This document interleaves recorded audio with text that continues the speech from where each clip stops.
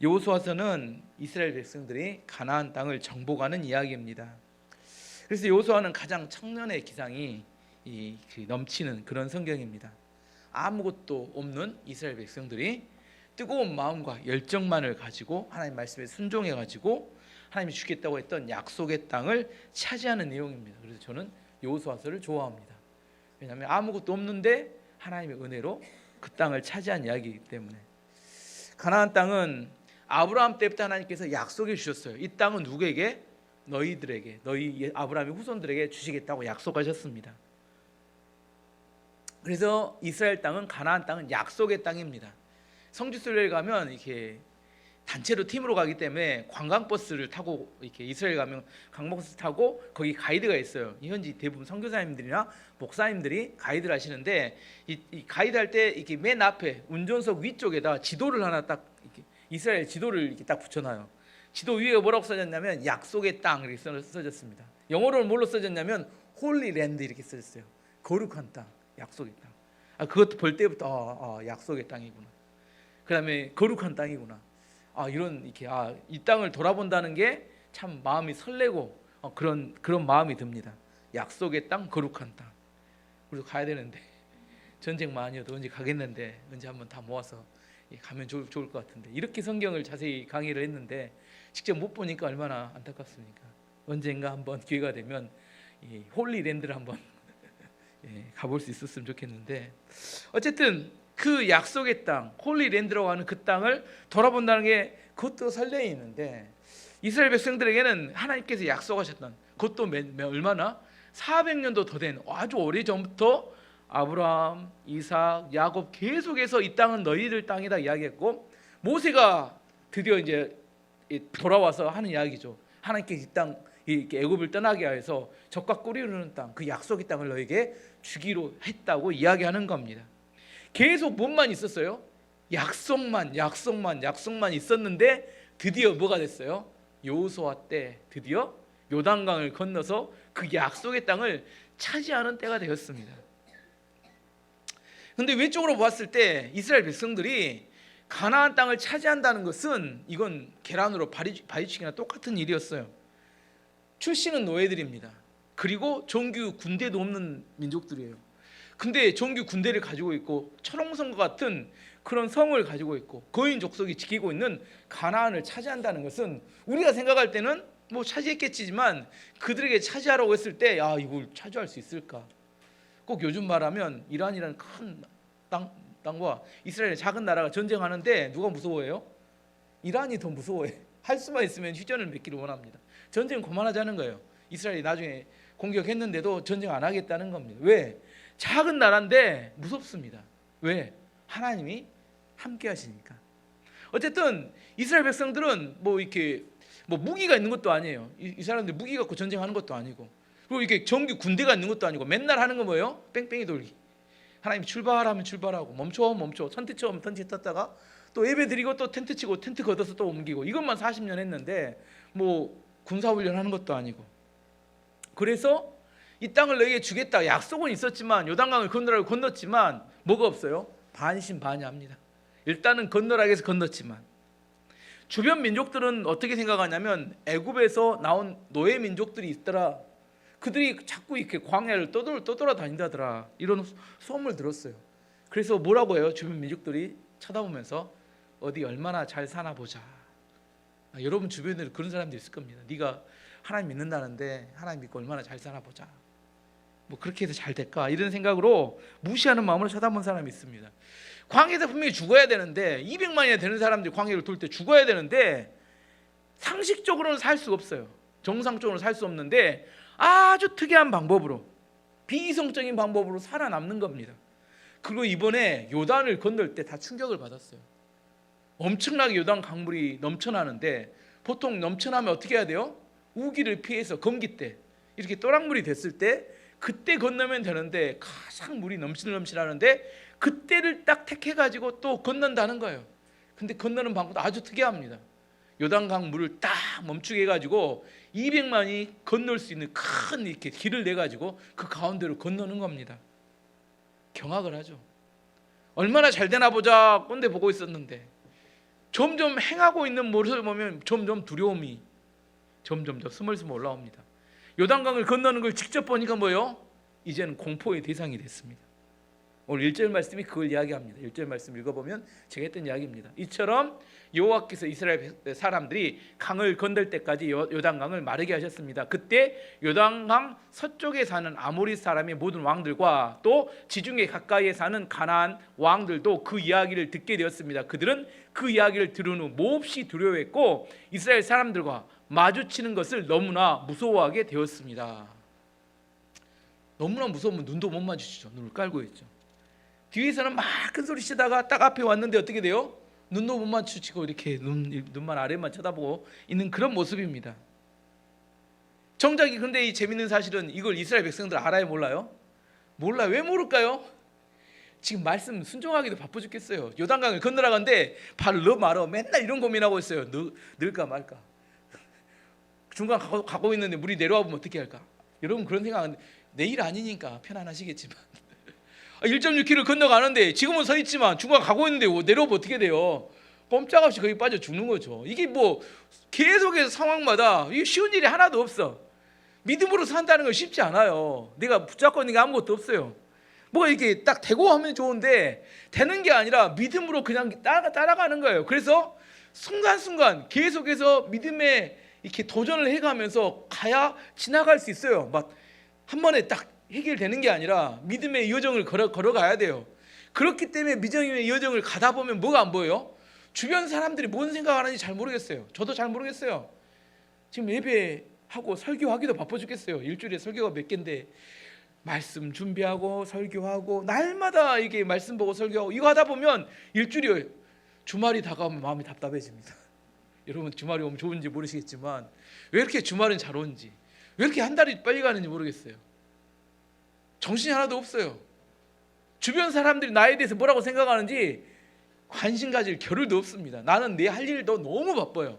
새벽부터 시작해서 하루 종일 살고 또 계속해서 예배 드리고 설교하고 말씀 보고 맨날 하는 일이 그겁니다.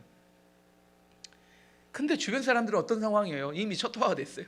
그들의 삶의 모습을 보면서 저렇게 살면 절대 안 되는데 자기 상식으로는 저렇게 살면 어떻게 돼요? 망해야 되는데 저렇게 살면 안 돼야 되는데 일이 돼. 또 살아남어. 또 기적 같은 방법으로 막 요단강도 건너고 난리를 칩니다. 이런 상황 속에서 여호수아 5장은 이제 여리고 전쟁, 여리고성 전투 전에 하나님께 두 가지를 명령하시는 이야기를 합니다. 마지막으로 이 두 가지를 준비하라는 거죠. 첫 번째는 뭐냐면 할례를 행하라. 할례를 행하라. 두 번째는 유월절을 지켜라. 두 가지를 하나님께서 명령하셨습니다. 지금 바빠 죽겠는데 하나님 꼭 바빠 죽겠는데 아니 그렇게 하면 아직 준비 안 됐어. 마지막까지 준비해야 돼. 왜 하나님께서 이걸 할례와 유월절을 지키라고 했는지 한번 오늘 그 의미를 찾아보도록 하겠습니다. 2절 3절 말씀 보시면 그때 여호와께서 여호수아에게 말씀하셨습니다. 부싯돌로 칼을 만들어 이스라엘 사람들에게 다시 할례를 행하여라. 그래서 여호수아는 부싯돌로 칼을 만들어 기브랏 아하라롯에서 이스라엘 사람들에게 할례를 베풀었습니다. 하나님께서 이렇게 전쟁에 나갈 남자들에게는 모두 할례를 행하도록 명령하셨습니다. 그때 여호수아는 뭘 준비했어요? 어떤 칼? 부싯돌로. 이게 칼도 아니고 부싯돌로 이렇게 돌을 딱 깨가지고 막 갈았는지 모르겠어요. 이게 위생적이었을까요? 첫 번째, 이게 잘 들었을까요? 내 몸 아니니까 남자들은 알 겁니다. 내 몸 아니니까. 요즘 이렇게 할래 이렇게 포경수술 병원에 가면 어떻게 해요? 마취해가지고 무감각 할 때 칼로 자르고 또 이렇게 보비 같은 걸로 피가 나면 지져서 피가 안 나게 만들기도 하고 끝나고 나면 뭐예요? 항생제도 줘서 썩 안 나가게 만들고 진통제 줘도 안 아프게 만들고 그러고 있어도 불편하게 3, 4일은 보내야 합니다. 근데 그때는 어떻게 해요? 부싯돌을 막 갈더니 어떻게 해요? 싹 베면 어떻게 해? 이제 피가 철철 나죠. 이거 지혈이 안 돼. 그러고 나서는 항생제도 안 주니까 이거 잘못해서 죽은 사람도 있었대요. 썩 나가죠. 그래서 8일 만에 난 지 8일 만에 하는 것은 가장 면역력이 뛰어나고 가장 출혈이 적을 때가 난 지 8일이래요. 그래서 어린 아이들에게는 하는데 어른들에게 할 때는 위험하다고 합니다. 그리고 굉장히 민감한 부분이고 아프기도 하고 출혈도 많고 해서. 근데 그 60만이나 되는 남자들을 한꺼번에 같은 날 칼로 이렇게 부싯돌로 칼로 베가지고 항생제, 진통제도 주지 않고 그대로 이게 누워 있게 했습니다. 이렇게 하라고 명령을 했어요.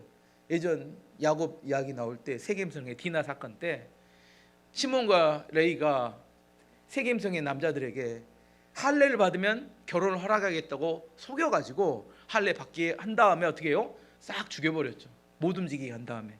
아시겠죠? 그 시대에 할례가 얼마나 고통스러운 일이었는지를 이해할 수 있는 대목입니다. 근데 해필이면 하나님께서 이렇게 위험한 일을 어디에서 행하라고 해요? 길갈이냐면 요단강을 건너온 이후에 첫 번째 머물렀던 장소가 길갈이었습니다.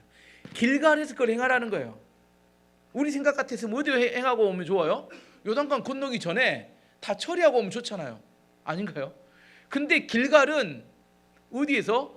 여리고성에서 3km밖에 떨어지지 않았습니다. 오늘 지도를 준비한 지도 한번 봐보면 큰 지도인데 좀 빨간색이 길갈이 혹시 보이신가요? 여리고성 바로 요단강 건너면 여리고성 바로 뒤쪽에 길갈이 있었습니다. 보이시죠?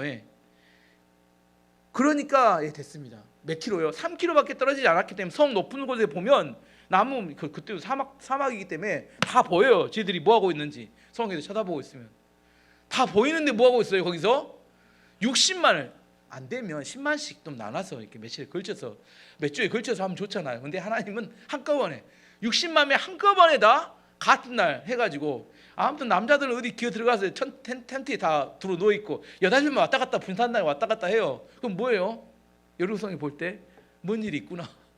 정탐꾼 보내서 알아봤을 텐데 아마 이스라엘 백성 중에 똑똑한 사람은 여호수아에게 와서 이야기했을 겁니다. 안 됩니다. 이건 절대. 이거 우리 다 죽습니다. 이렇게 하면 이렇게 말하는 사람이 있었을까요? 없었을까요? 우리 교회도 있어요. 뭐 하자 그러면 아이 목사님 안 됩니다. 그거 이야기 와서 한 사람이 안 된다는 거예요. 자기 생각으로. 합리적인 이야기예요. 맞는 이야기입니다. 고하면 다 죽죠. 원래는 다 죽어야 됩니다. 근데 어떻게 하나님께서 하고 했어요? 우리는 잘 모르고 이스라엘 백성은 모르지만 주변 민족들을 전부 두려움과 공포 속에서 눈도 마주치지 못하도록 두려움을 심어놓고 하나님께서 하라고 명령하셨죠. 우리도 모르고 그 사람 이스라엘 백성도 몰라요. 근데 이스라엘 백성도 뭐예요? 두렵기만 할 뿐입니다. 무서워요. 근데 하나님은 뭐 어떻게 했어요? 미리 다 주변 민족들을 다 처리해 놓으셨어요. 움직이기 꼼짝도 못하게 만들어 놓고 그 할례를 하라고 명령하신 겁니다. 그 할례라는 위험한 일을 하라고 하신 이유에 대해서 성경에 이렇게 이야기합니다. 4절에 7절까지 말씀 읽어보면 여호수아가 남자들에게 할례를 베푼 이유는 이러합니다. 이스라엘 사람들이 이집트를 떠난 이후 군대에서 일할 만큼 나이가 든 남자는 광야에서 모두 죽었습니다. 40년 동안 이집트에 나온 남자들은 할례를 받았으나 광야에서 태어난 많은 아이들은 할례를 받지 않았습니다. 이스라엘 사람들은 광야에서 40년 동안 옮겨 다녔고 그동안 이집트에서 나온 사람 가운데 싸울 수 있는 남자들은 다 죽었습니다. 그것은 그들이 여호와께 순종하지 않았기 때문입니다. 그래서 주께서 그들이 가나안 땅을 볼 수 없을 것이라고 말씀하셨습니다. 그 땅은 여호와께서 그들의 조상들에게 주기로 약속하셨던 땅이었고 젖과 꿀이 흐르는 비옥한 땅이었습니다. 마침내 그들의 자손이 그 땅을 차지하게 되었으나 광야에서 태어난 자손 중에는 할례를 받은 사람이 하나도 없었기 때문에 여호수아는 그들에게 할례를 베풀었습니다. 전쟁을 하러 가야 되는데 할례 받았던 남자들은 다 죽었고 광야에서 할례를 한 번도 행하지 않았었습니다. 그래서 전쟁하기 위해서는 할례를 행하라고 하나님께서 말씀하셨어요. 할례가 무엇인가에 대해서 의미가 무엇인가에 대해서 살펴보도록 하겠습니다. 구약 시대의 할례는 신약 시대의 세례와 똑같은 겁니다. 의미가 세례와. 세례는 어떤 의미예요? 세례.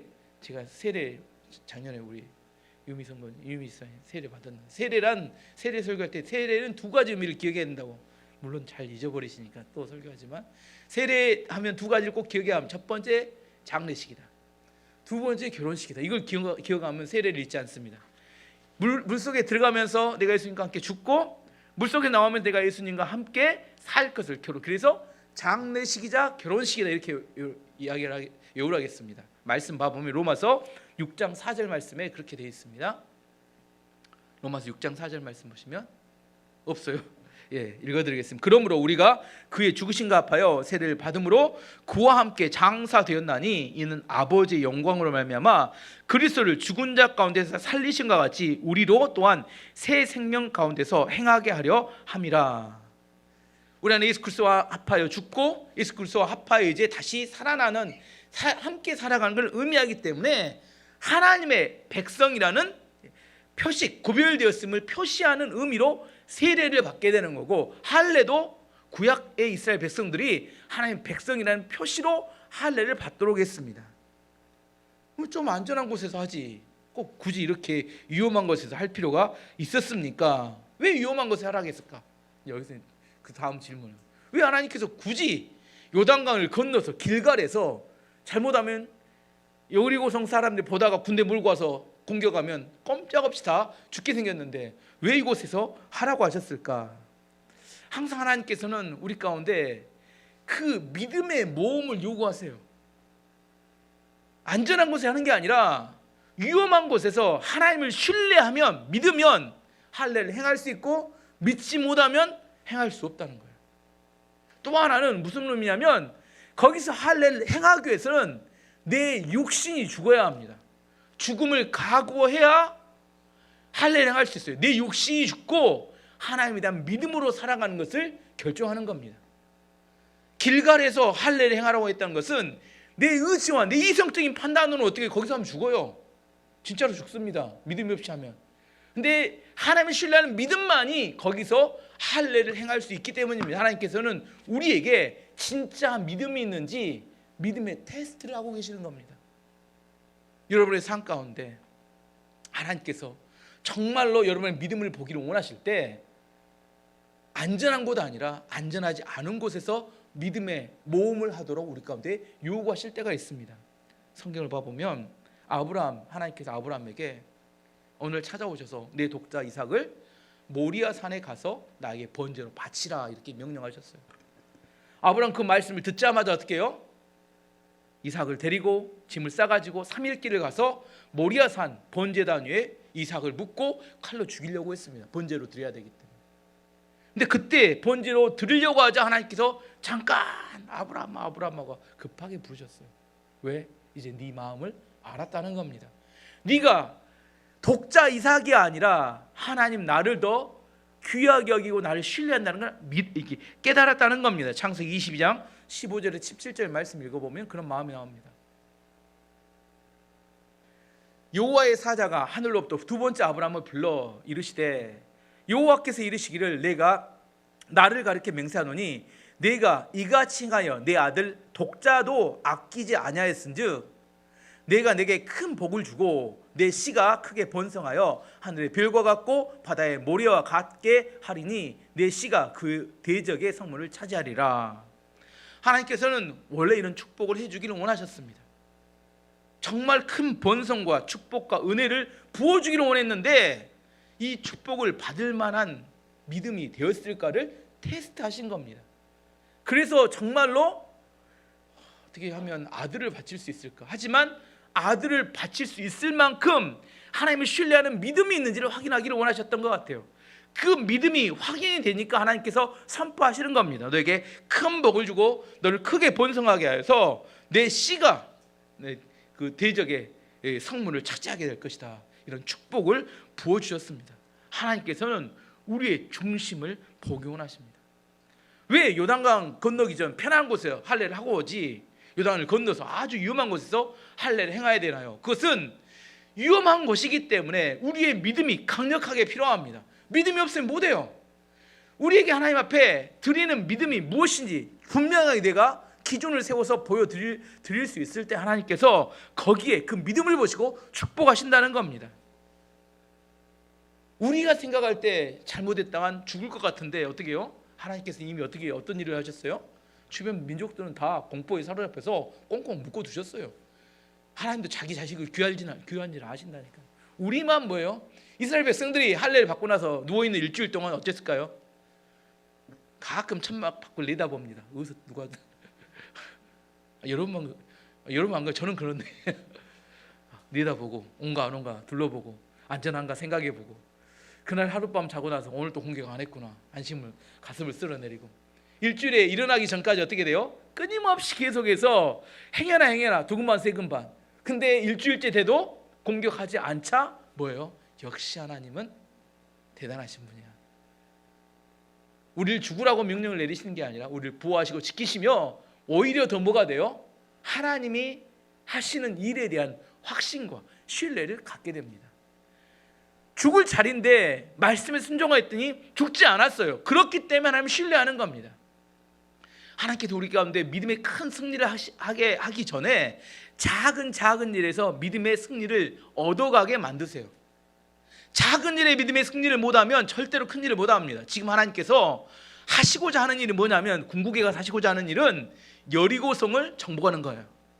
여리고성을 정복하는 방법이 뭐였어요? 어떻게 해야 돼요? 7일 동안 성을 돌아야 돼요. 근데 성을 도는 게 쉬워요?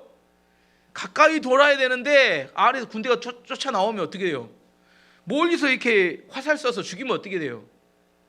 매우 위험한 일입니다. 우리는 뭐 성을 돌았다니까 뭐 뺑뺑이 돌면 되겠다 이렇게 생각하지만 그게 아니라 목숨을 걸어야 성을 도는 겁니다. 근데 이걸 여러분이라면 순종하시겠어요? 우리 목사님이 우리 죽으라고 지금 이상한 명령을 내렸어. 네가 여호수아 목사라면 이상한 명령을 내렸어. 잘못하면 죽는데 거기 가라는데 가야 돼 말아야 돼. 여러분 가시겠어요? 안 가시겠어요?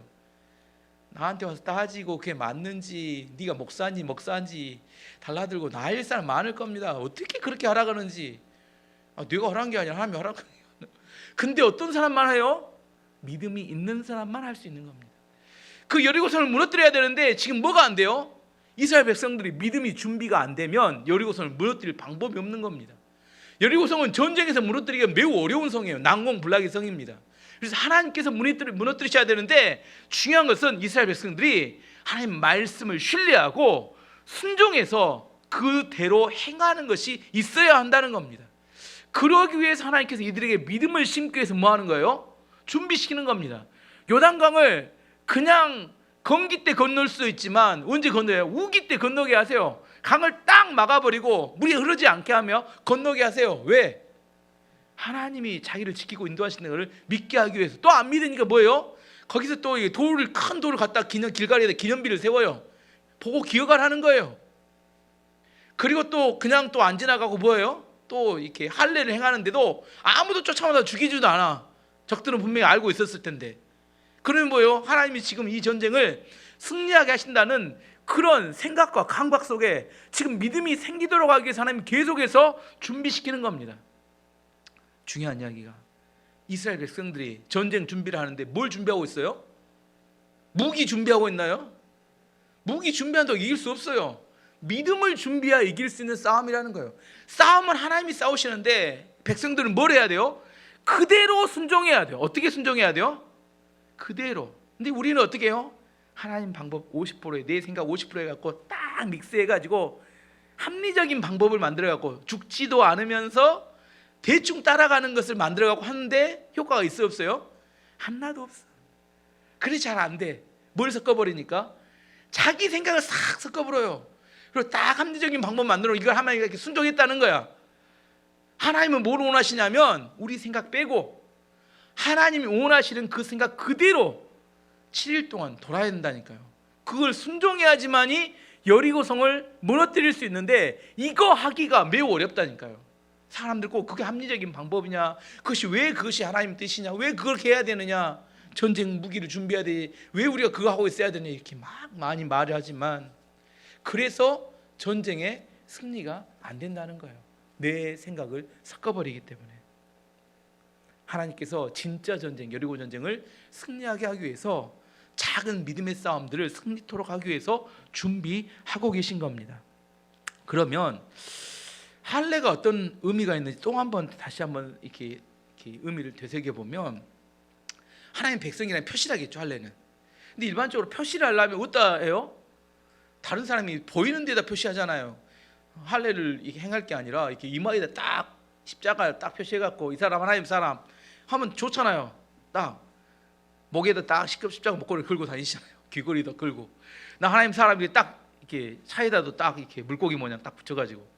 근데 또 교통법규는 잘 안 지켜. 뛰어불든지 해야지. 근데 근데 해피 하나님께서 이상하게 생식기에다가 표시를 해두셨어요. 이마에다 표시하면 누가 보라고 하는 거예요?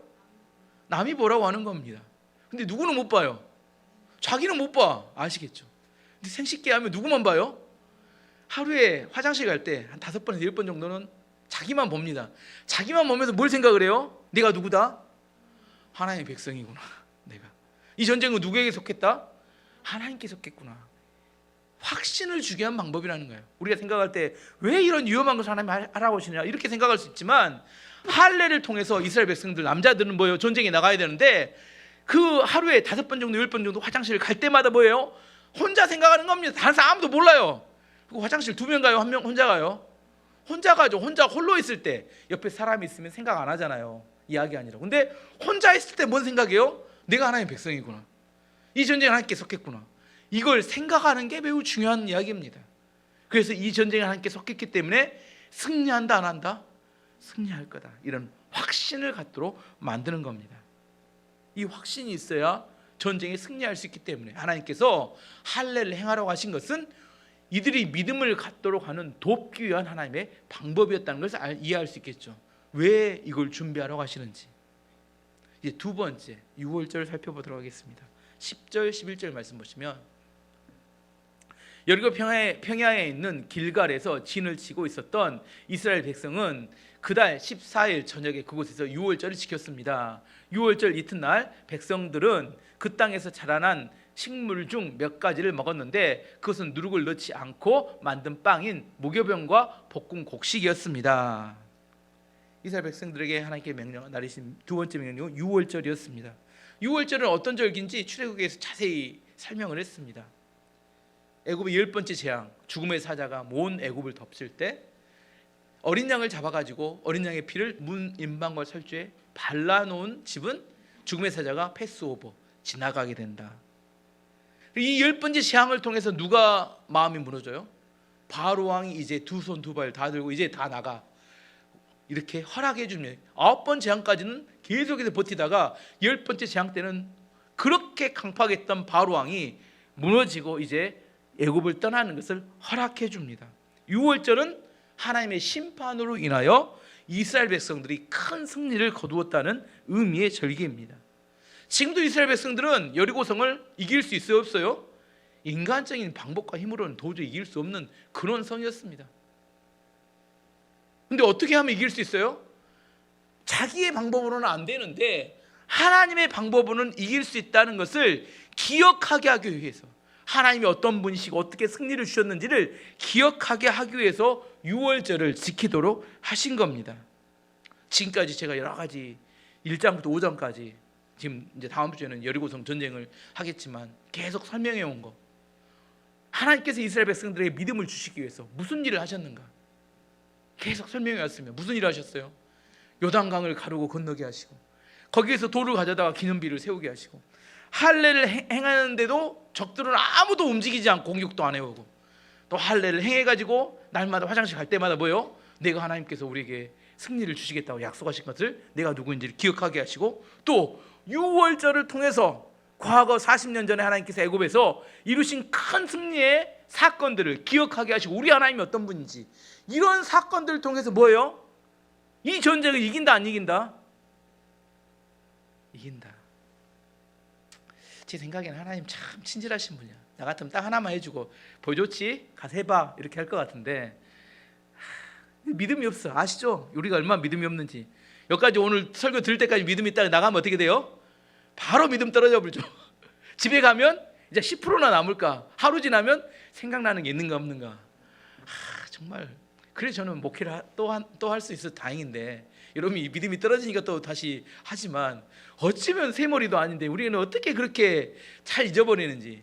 하나님도 이걸 잘 하셨던 것 같아요. 그래서 사방팔방에 막 표시와 표적을 다 만들어 놓는 겁니다. 몸에도 새겨놓고 돌탑도 세워놓고 강만 봐도 알 수 있고, 얼마나 하나님이 애진간을 이게 그 여러 가지 방법으로 지금 믿음을 세우기 위해서 몸부림을 치는지 이해하시죠? 누가 몸부림을 쳐요?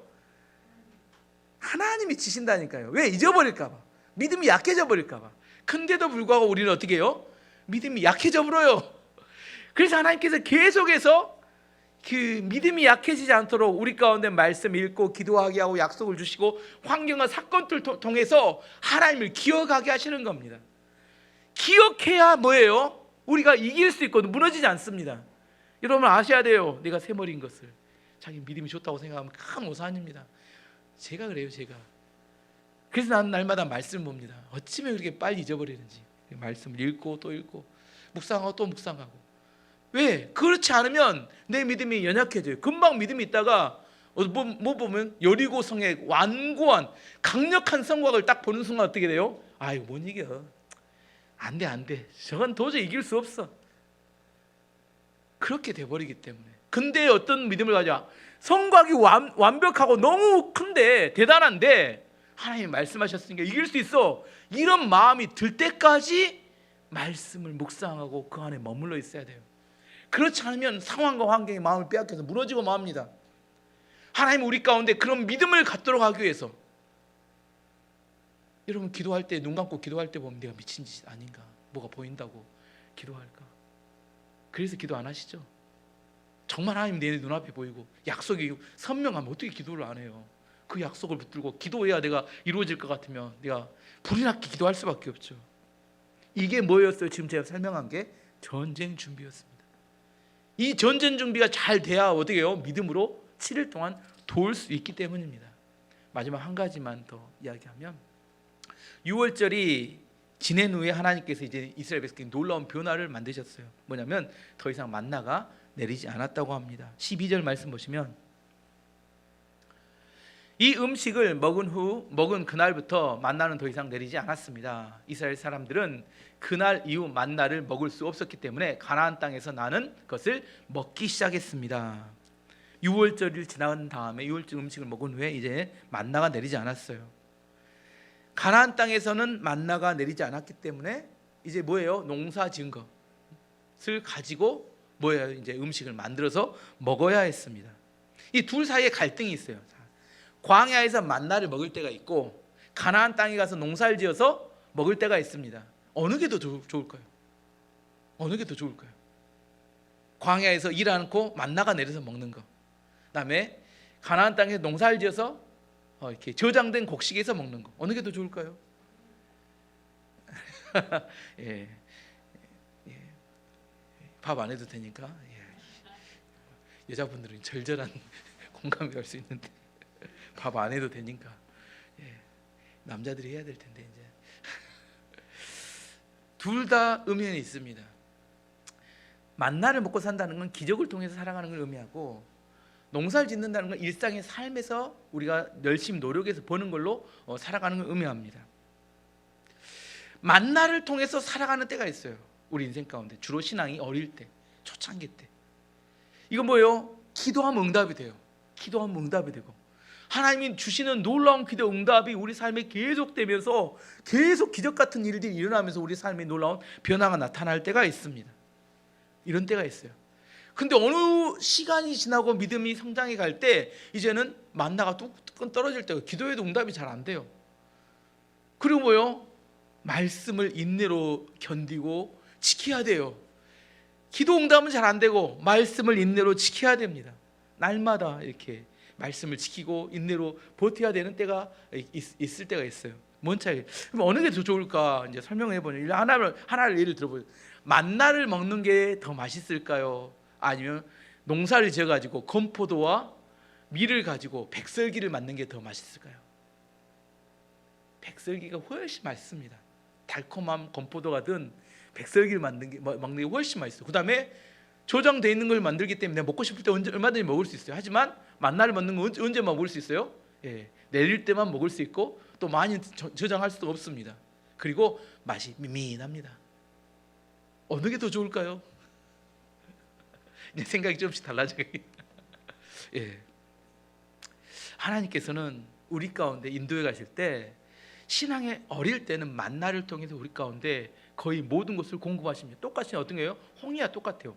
다 갈라주신 다음에 지나가라고 하는 믿음의 시기가 있고 요단강가처럼 믿음의 발걸음을 딛고 디뎌야 그 요단강이 열려지는 그런 믿음의 시기가 있습니다.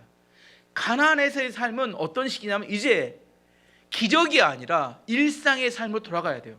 일상의 삶이 필요한 건 뭐냐면, 광야에서는 오직 하나님만을 바라보고 하나님이 인도하시는 말씀을 듣고 훈련하는 시기라면, 가나안 땅에서 이제 복음을 전하는 시기입니다.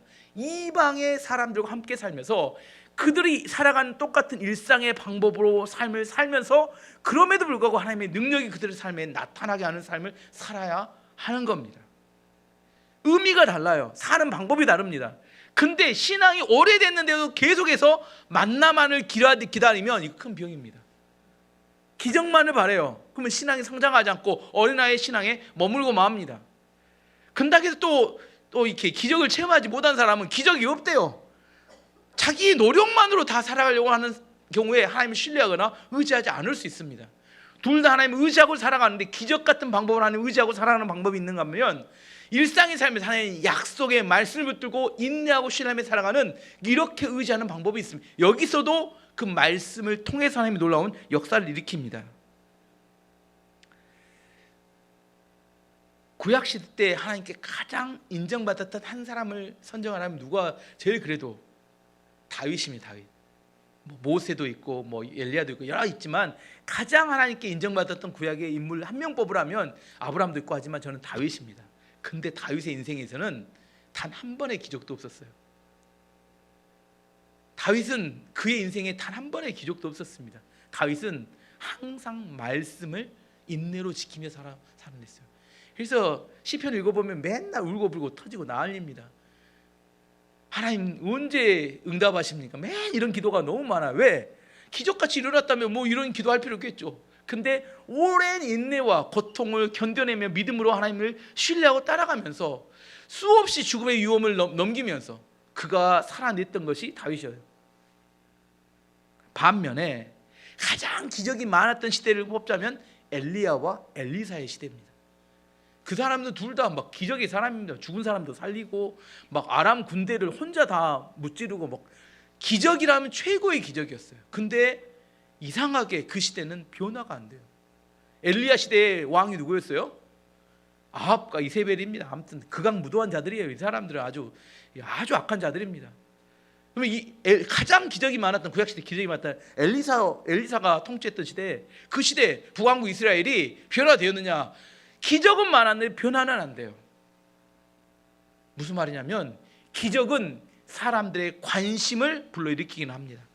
하지만 사람을 변화시키지는 못합니다.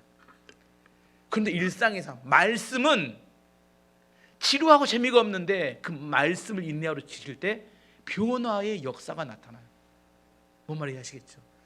신앙을 시작할 때 우리의 믿음이 아니라 관심을 불러 모으기 위해서 우리 가운데 하나님께서 기적 같은 일을 통해 우리 가운데 관심을 갖도록 만들지만, 궁극에 우리가 변화해야 된다면 그것은 기적이 아니라 말씀을 인내로 믿음으로 지켜나갈 때 우리 삶이 변화하기 때문에, 하나님께서 기적으로 시작하지만 궁극의 말씀으로 일상의 삶에서 하나님을 인내하고 믿음으로 신뢰하고 따라가는 것을 우리 가운데 하신다는 거예요. 다윗은 기적이 없었지만 최고의 믿음의 전성기를 만들었고, 그 시대가 한 세대가 온전히 하나님을 바라보는 시대를 만들어낼 수 있었습니다. 그게 믿음의 역사입니다. 왜 하나님이 만나를 끊으시는가? 때로 여러분의 삶에 지금 하나님 기적이 필요합니다. 하지만 하나님께서 그때 믿음으로 인내해라 이렇게 말씀하실 때도 있다는 걸 아셔야 합니다. 세상에 제일 무서운 사람이 어떤 사람이에요? 책 한 권 읽은 사람. 기적만 체험한 사람은 기적만 바라고 쫓아다니는 사람, 이것도 무서운 사람이고, 또 기적을 체험하지 못해서 일상에 맨날 그 일상의 삶만 먹고 사는 데만 빠져서 사는 것도 이렇게 책 한 권 읽은 사람입니다. 하나님은 기적 같은 방법으로 우리를 인도하실 수 있고, 말씀으로 우리를 인도하실 때가 있어요. 하나님 어떻게 인도하실지 우리는 아무것도 모릅니다. 중요한 것은 하나님을 신뢰하고 의지하고 따라가는 겁니다. 하지만 일상적으로는 신앙이 어릴 때 기적 같은 방법으로 인도해 가세요. 하지만 어느 정도 신앙이 성장해 가면 말씀을 통해서 우리 가운데 변화를 원하십니다. 오랜 시간 동안 하나님을 신뢰하고 의지하고 살아가는데, 하지만 둘 다 우리를 승리하게 만듭니다. 기적을 통해 승리하게 만들든지 아니면 말씀을 통해 우리를 승리하게 만들든지, 언젠가 하나님이 우리를 통해서 놀라운 하나님의 모습과 형상이 나타나도록 우리를 인도해 가시는 겁니다. 그래서 어떤 길이 주어지든지, 하나님 우리 가운데 어떻게 인도해 가시든지 그것을 믿음으로 받아들이고 따라가게 되면 하나님이 우리를 책임지십니다. 내 방법이 아니에요. 내 방법을 선택하지 마시고, 내 때가 아닙니다. 내 원하는 때가 아니라 하나님의 때, 하나님의 방법으로 하나님을 온전히 신뢰하고 믿음으로 따라가는 거, 이것이 하나님의 백성에게 있어 가장 좋은 길이라는 겁니다. 하지만 저도 기도하죠. 하나님, 쉬운 만나가 좋습니다. 지금 이 어려운 문제는 좀 만나 같은 방법으로 다 하나님 해결해 주시면 그 다음부터는 노력, 충성, 봉사하겠습니다. 예, 그렇게 되기를 바랍니다. 하지만 그렇게 안 된다 할지라도 하나님께서 계획이 계시니까 실망하지 마시고 하나님 의지하고 까지 가시면 하나님 여러분 축복하고 인도하실 것을 믿습니다.